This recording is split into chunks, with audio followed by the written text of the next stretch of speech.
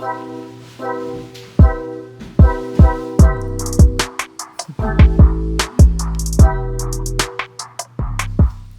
friends. Today we are going to do something a little different. I've been wanting to do more episodes where I'm just sharing about what's on my mind. There's been so much going on around here lately, and I just find that there's a lot that I want to talk to you guys about. So we are going to have our first one-on-one chat, just the two of us. And today I'm going to talk a little bit about something I've been thinking about, which is a milestone birthday that I just celebrated. I actually turned 39 a couple months ago, and this birthday hit a little differently. Not in a, like, I'm so afraid of turning 40 kind of way, because honestly, I have so many amazing female friends who are in their 40s who are just living their most vibrant, beautiful, sexy lives, and I'm so grateful for them because they've actually made me really excited about this next decade of my life. But for me, these milestone birthdays are always a time to kind of take stock of, am I doing the things in my life that are important to me, and am I really going after those things that I want to accomplish? So one of the great things about being a blogger is that you have years of your life kind of chronicled. And I started my site 12 years ago, and I remembered the other day that when I turned 30, 9 years ago, I wrote a blog post called Things I Want to Accomplish in My 30s. So I thought this would be the perfect time to revisit that blog post, see which of the things I've actually done over the last 9 years, and then see if there are some on the list that I haven't accomplished yet, and do I even still want to do those things? So I'll bring you guys along with me. Let's go back and revisit my 30-year-old self and see what I wanted to do in my 30s.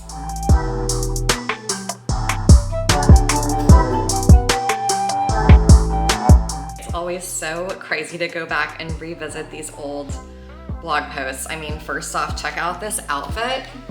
Like, what? I mean, okay, it was 2014. My style has changed quite a bit. All right, so the first thing I wanted to do is go surfing. So I'm happy to say I actually have surfed a few times in my 30s. I'm by no means an amazing surfer, and I still want to get a lot better at it, but I've surfed in Costa Rica, and then that was actually a big sort of inspiration for buying our Malibu property 3 years ago.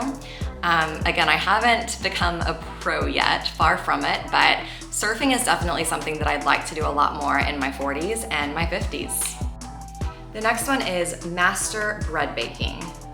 It's funny, I think when I wrote this, for me, bread baking really symbolized like the act of slowing down and just savoring the process. And that's continued to be a huge goal of mine in all aspects of life over the last several years, but I also think I've realized that bread baking may not be for me in this particular season of life, especially since you can get such amazing fresh baked sourdough bread in Austin. I think I enjoy eating it, maybe even more than making it. Okay, this next one is so wild, you guys. It's eat sushi in Japan. I have no memory of writing this. I am honestly kind of surprised that I was even thinking about that at this time, but what's crazy is I'm actually going to Japan a week from yesterday. We're going to Tokyo and Kyoto, and we'll be gone for just about a week, but I'm so excited to just soak up inspiration and try all the food. And it's just cool to think that I wrote this down 9 years ago and then completely forgot about it, but it's like I somehow manifested it in the back of my mind and kept dreaming of it and working towards it, and now it seems really appropriate that it's finally happening in the last year of my 30s. Kind of random, but this one is finally learn to sit up straight. I don't know, I think that my posture has actually gotten a lot better. I haven't necessarily been working on it a lot lately, but one exercise that has really helped me is someone told me to envision a string like coming through the top of your head, and then picture if someone pulled up on the string and you automatically just sit up so straight. All right, this next one is embrace the weekend. This is something that I've definitely worked on throughout my 30s. I skew a little bit towards being like a multitasker, and I'm always, I think, leaning towards being super productive and efficient. And one thing that I've really tried to get better at over the last several years is just having that time to slow down and embracing times when I'm doing nothing and just having fun with my family. I think this is something that I'll always work on because my nature is to just work a lot, and I love to work, but I've learned that it's really important for me and my family to have plenty of time, especially on the weekend, where my phone is off and put away and I'm just doing things not for a purpose or to be productive, but just because they're fun. All right, live in Europe for at least 6 months. I would still love to do this at some point, but I don't think it's gonna happen before I turn 40. But maybe we'll go to Europe for like a month next year. Maybe we'll go for my 40th birthday. I own only gorgeous lingerie. My 30-year-old self. What's funny about this is ever since COVID, I don't wear lingerie at all. I know, TMI, but this is kind of a moot point. Okay, master a headstand. I'll be honest, y'all, this one feels like a lot of effort. And I think I'm okay with dying and not having mastered a headstand, so I'm gonna let this one go. So that was my list from when I turned 30, but I do have some new goals that I really thought about this year when I turned 39. And they're really less about doing and accomplishments and more about how I want to be and the kind of person that I'm becoming. And I think that just really reflects the ways that I've changed and the ways that I've evolved over this last decade. You know, we're only in our 20s once, our 30s once, our 40s once, and I think that these big birthdays can be the perfect time to kind of zoom out on our life and take stock of, are the things that we're doing really aligned with our values, and are we really heading in the direction of the things that we dream about? So here are a few new goals that I wrote down that are definitely things I want to keep working on as I head to 40 and beyond. So the first new goal is to create time in my life to explore the projects that I'm really passionate about. As you guys know, we launched our new products brand, Casa Zuma, at the end of last year, and it has just opened up a whole new side to my career that I'm so inspired by and that I'm really excited about just growing and seeing how it continues to evolve in the coming years. But like many of you guys, a huge challenge is finding time to work on it and really juggling more than one business. So a big goal for me this year is to just get hyper focused on time blocking and making sure that I'm carving out time in my schedule every single week to just focus and make traction on the projects that I'm really passionate about. And that's probably gonna mean saying no and eliminating some things from my schedule so that I can really focus in and make sure that I'm carving out enough time to do the things that are important to me.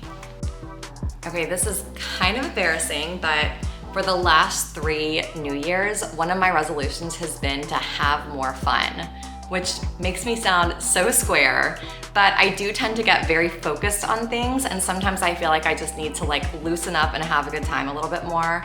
And especially with my kids and my family, you know, Henry's 8 and Phoebe's about to turn 11, and these are just such precious years, and I wanna make sure that I'm carving out time to just do fun, spontaneous things with our family, hiking and road trips and camping trips, and just making those really fun memories. So yeah, just having more fun in life overall, but especially carving out those fun memories with my kids is a huge priority for me this year. All right, the next one is to carve out a life and a career that's all my own. This is kind of a big one, but one thing I've already learned about getting older is that with every passing year, it seems like I just care less about what other people think, which is amazing. And I think one thing that's hard about being a creator and being in the digital space is it's so easy to look around and see what everyone else is doing and to kind of let that sway you. If something's working for someone else, it's really tempting to kind of follow in their footsteps and go that route too. But for me, I just want to keep being more and more me. and doing the things that are really unique about me and that really reflect my authenticity, and to just kind of stay in my own lane and carve out a career that's different than other people. So my priority for work and for what I'm creating in my life right now is to just authentically show up, create what inspires me and excites me and continues to bring value to you guys, and to kind of have blinders on. So I'm not looking around at what other people are doing, but I'm really just focused on doing what brings me joy and creating in a way that feels so authentic to me. And my last new goal for this final year of my 30s is to understand and align with my cycle. Okay, you guys, this is a topic I am so into right now. If you're not familiar with cycle syncing, let me kind of explain it. Basically, it's the idea that instead of doing the same thing for all 30 days of the month, you change what you're eating and the way you're working out and the types of work projects you're doing based on your cycle. So this is really top of mind for me right now because for the first time in I think 12 years, I'm actually having a cycle between having babies and being on birth control and breastfeeding and having an IUD and all the things.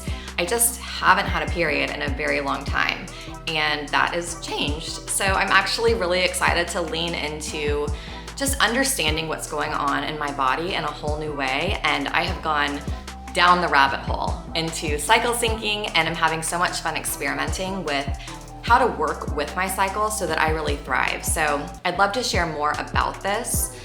Let me know in the comments if you guys want to hear more about cycle syncing, because it's just so fascinating and I'm feeling really inspired by it right now. All right, so this was really fun for me, at least. So I'd love to hear what you guys think.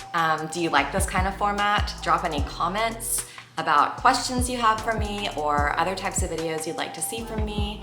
Make sure to subscribe to our channel if you're not already, and I will see you next time.